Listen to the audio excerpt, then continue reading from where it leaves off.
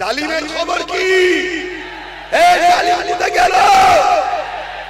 আরে জালিম তো শুধু দুনিয়াতে ভালো জায়গায় আছে এখনো, যদি ওকে না তুলে নিত, ওকে খুঁজছিল অনেকে, ও বেঁচে গেছে দুনিয়ার খাতিরে বলছি। ওর কিন্তু এখনো হাকিকাতে বিচার হয়নি, ওর বিচার আল্লাহ দেখালে দেখবেন আপনারা। কেন রোজার মাসে মানুষের ইফতারে লাথি মেরেছে, মায়ের পেটে সন্তান ছিল সেই মায়ের পেটে লাথি মেরেছে, ওর বিচার এখনো কিছু হয়নি।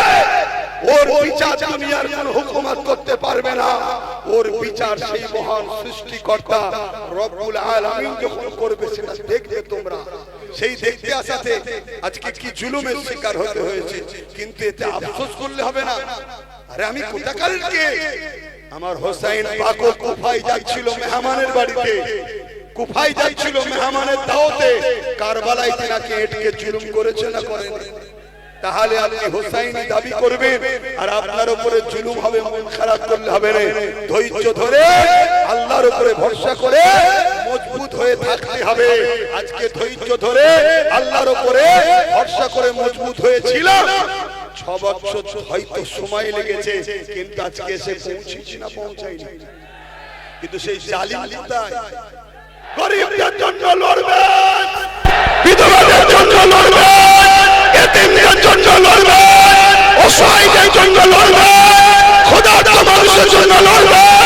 তাতে যত বড় সুপার পাওয়ার হোক না কেন, তার বিরুদ্ধে আমরা দাঁড়িয়ে গরিবদের পাশে দাঁড়াবো, অঙ্গীকার করছি। কিছু কিছু খবর আসছে, কিছু কিছু খবর আসছে যে কিছু কিছু টাকার বিনিময়ে দাদিগুলোকে সামনে নিয়ে আসার প্ল্যান চলছে।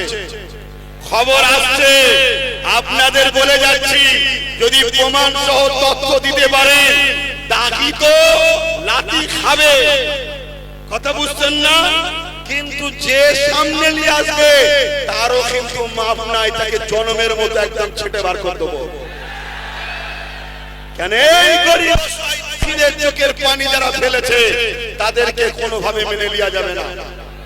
তার কাছে গিয়ে ক্ষমা চাও, যার চোখের পানি ফেলেছিল তার কাছে ক্ষমা চাও, সে যদি মাফ করে দেয়, আমি আপনার সিদ্দিকী বা আমাদের পুরো জায়গা নেই। অতএব লড়াই আমাদেরকে করতে হবে, যতদিন বাঁচব হকের পক্ষে, ন্যায়ের পক্ষে, মানবতার পক্ষে, ভ্রাতৃত্বের পক্ষে, সম্প্রীতির পক্ষে, ঐক্যের পক্ষে, গরিবের পক্ষে, দেশের পক্ষে, দেশবাসীর পক্ষে আমাদের এই লড়াই করতে হবে। এটা শুধু রাজনীতি নয়, এটা আমার ধর্মের কাজ। জোরে বলুন সুবহানাল্লাহ।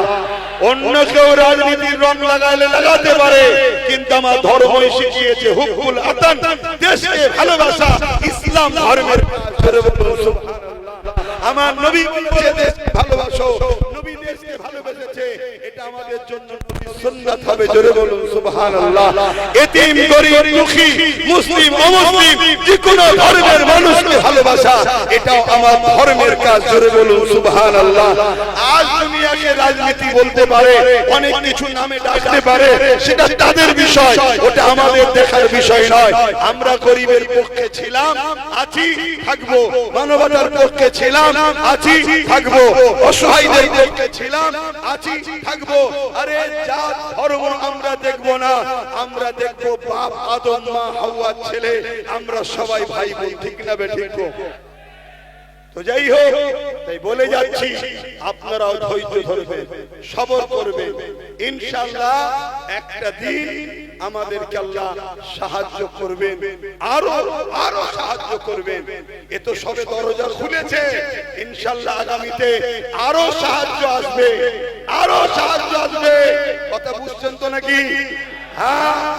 আজকে যদি সেই কেউ এজিদের অনুসরণ করেন, জুলুমের পথকে বেছে নেন, জুলুমের রাস্তাকে বেছে নেন, গরিবদেরকে লোটেন, এতিমদের লোটেন, বিধবাদের লোটেন, মানুষের উপর অত্যাচার করেন, মনে রাখবেন কিছুদিনের জন্য, তারপরে কিন্তু আপনারও কোমরে দড়ি দিয়ে মানুষের আন্দোলন আপনাকে একদিন টেনে নিয়ে যেতে বাধ্য করবে। আরো সাহায্য আসবে। কেন? যেটা এসেছে ওটা বড় টলমল করছে, ও বেশি দিন নয়, ও বেশি দিন নয়। তা যাই হোক, একটু যদি ধৈর্য ধরতে পারো আর ঠিকভাবে যদি চলতে পারো, ফলো যদি করো, যেভাবে গাইডলাইন দেবো যদি মানো, আগামী দিন তো আমাদের সময় আসছে, এরপরেই তো আমাদের সময় আসছে। কিন্তু মনে রেখে দিও, ঈদ আল আদার জন্য না হয়ে যায়, এখন আবার নতুন করে সব অনেক দরদি বেরোবে। অতএব কোনো দিকে নয়, ডাইরেক্ট সুজা ভাইজানের সাথে আছেন তো? হাত তুলে বলো, হাত লম্বা করে আল্লাহকে সাক্ষী রেখে বলছো, একে অপরের পাশে দেখো কেউ হাত তুলতে বাকি আছে কি? যদি বাকি থাকে ঝগড়া নয়, শুধু চিনে লাও আমাদের নয়, তাই তো নাকি? চিনা দরকার আছে না না, যাতে করে বাকি কোনো জোগাড় করা যায়। কথা বুঝে আসছে তো? যাই হোক, আসে একটু দোয়া করে দিই, আল্লাহুম্মা আমিন। আয় আল্লাহ, এত কষ্ট করে আমার ভাইরা এই গরমের মধ্যে, আল্লাহ এই সেই কাঁদিয়ার মাঠ, যেখানে আপনার নবী বলেছিলেন কেউ যদি বিমারিকে দেখতে যায়, অসহায়কে দেখতে যায়, আল্লাহ তার উপরে আপনি রহমত দেন। এক অসহায়, তার উপরে জুলুম হয়েছিল, দেখতে এসেছিলাম, এসে যে অন্যায় যে অত্যাচারের শিকার হয়েছিলাম, আজকে সেই মাঠে 6 বছর পর আল্লাহ আপনি আমাকে নিয়ে এসেছেন, আপনার শুকরিয়া আলহামদুলিল্লাহ। যতজন মানুষ যেখান থেকে এসেছে সকলকে সুস্থভাবে ঘরে পৌঁছে দেবেন, প্রত্যেককে সুন্দর জীবন দেবেন, প্রত্যেককে হাসি খুশিতে রাখবেন, প্রত্যেককে দুনিয়া আখিরাত কল্যাণ দেবেন। তাম পৃথিবীর বুকে আপনি শান্তি দেন, খাস করে ভাঙড় ক্যানিং এর মানুষের উপরে রহমত করুন। এছাড়া বাংলা ও আমার দেশে প্রতিটা জায়গাতে আপনি শান্তি দেন।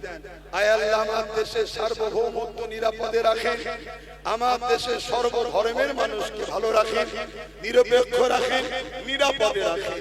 আমার দেশের সেনাবাহিনী, বিএসএফ বাহিনী, পুলিশ বাহিনী, তাদেরকেও নিরাপদে রাখেন, নিরপেক্ষ রাখেন, ভালো রাখেন। আয় তামাম কায়নাতের সৃষ্টিকর্তা মালিক, আপনার কাছে ভিক্ষা চাই, এই উত্তরা সহ, ক্যানিং পূর্ব সহ, দক্ষিণ 24 পরগনা সহ আমার পশ্চিম বাংলায় প্রতিটা বাড়িতে আপনি রহমত দিন, প্রতিটা বাড়িতে ছেলে পুলে পরিবার বাচ্চা নিয়ে সুখে শান্তিতে রাখেন, অভাব অনটন দূর করে দিন, খোদার নিবারণের ব্যবস্থা করে দিন। আল্লাহ আমার মা বোনদের সংসারে শান্তি দেন, অভাব অনটন দূর করে দিন। খাস করে কাঁচদিয়া গ্রামে আপনি রহমত করুন। আজ এই গ্রামের মানুষ কত অত্যাচার, কত জুলুম স্বীকার করে, আল্লাহ আজ তারা এই মাহফিলে আজকে খুশি মনে করতে পারছে, তাদেরকে আপনি সুযোগ দিয়েছেন। আল্লাহ আপনি রহমত করে, দয়া করে, মেহেরবানি করে তাদেরকে আপনি কামিয়াবি দিয়ে, তাদেরকে সুখে শান্তিতে রাখেন, তাদের পরিবার বাচ্চাদের ভালো রাখেন, তাদের সংসারে অভাব অনটন দূর করে দিন।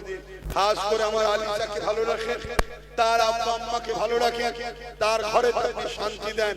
কত অত্যাচার স্বীকার করেছে, আল্লাহ জালিমদের বিচার আপনি করুন।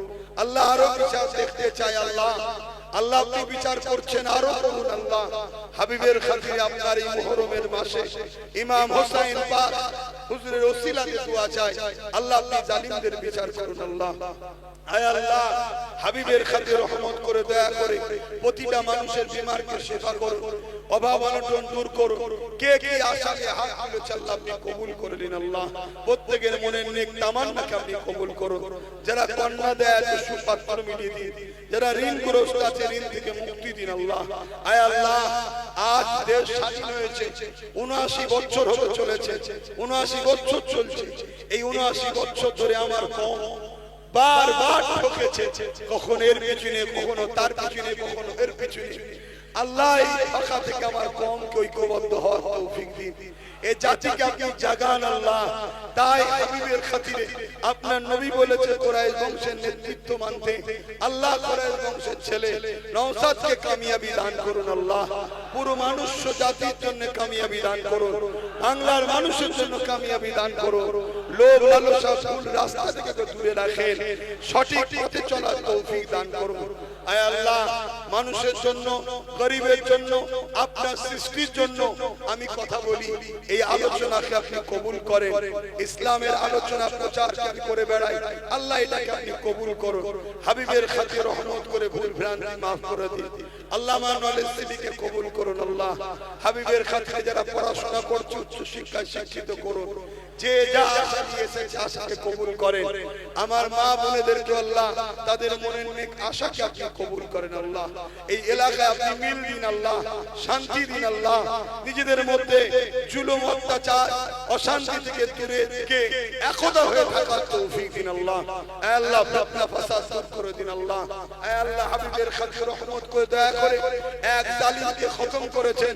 আয় আল্লাহ, এরাও জুলুম করছে, এদেরকে আপনি খতম করে দিন। আল্লাহ, আয় আল্লাহ হাবিবের খাতিরে রহমত করে আপনার কাছে ভিক্ষা চাইছি, আপনি আমাদেরকে সাহায্য করুন। আল্লাহ, আপনি আমাদেরকে পরীক্ষা নিচ্ছেন, এই পরীক্ষায় ধৈর্য, সবর, ন্যায় নিষ্ঠার সাথে চলে পাস করার তৌফিক দান করুন। আল্লাহ, এই জলসা কমিটিকে কবুল করুন, প্রতি বছরে সুন্দর করে করার তৌফিক দান করুন। আল্লাহ, যারা বিগত দিন ভুল করেছে আল্লাহ, যদি তারা তাদের ভুলকে বুঝে মানুষের কাছে ক্ষমা চায়, আয় আল্লাহ তাদেরকে আপনি হিদায়াতের রাস্তা দেখান।